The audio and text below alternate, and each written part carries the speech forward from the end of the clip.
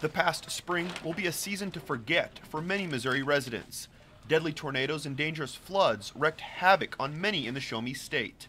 One Joplin resident lost his entire home and will never forget that fateful night in May. Words can't describe what I'm seeing now and looking at all the destruction here. It's just the shock and mind-blowing. The Joplin tornado produced winds in excess of 200 miles per hour and killed more than 150 people. Nothing's rebuildable. As Joplin continues to climb out of the devastation, lawmakers face a growing price tag.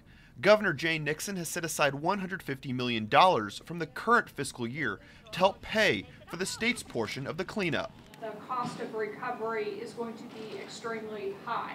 Despite Nixon's actions, lawmakers believe it won't be enough. The House Interim Committee on Disaster Recovery supports the idea of using the state's rainy day fund to help pay the extra costs associated with the cleanup. The rainy day fund acts as a reserve fund for the state. In order to use the fund, the General Assembly must pass legislation allowing it to be used. The committee recommends including accessing the rainy day fund for disaster relief in the call for a special session.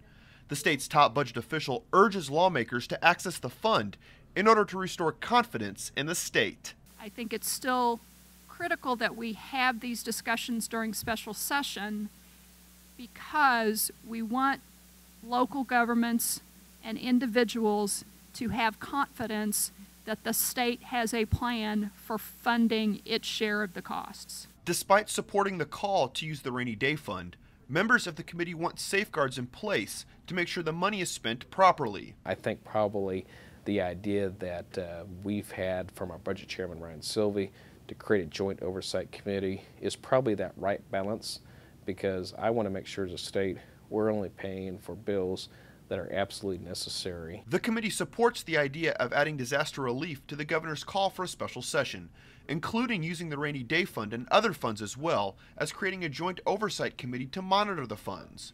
Back in Joplin, Cruz and his family are taking the recovery in stride. One day at a time. As they move from debris removal to recovery, the things that mattered most don't need to be replaced.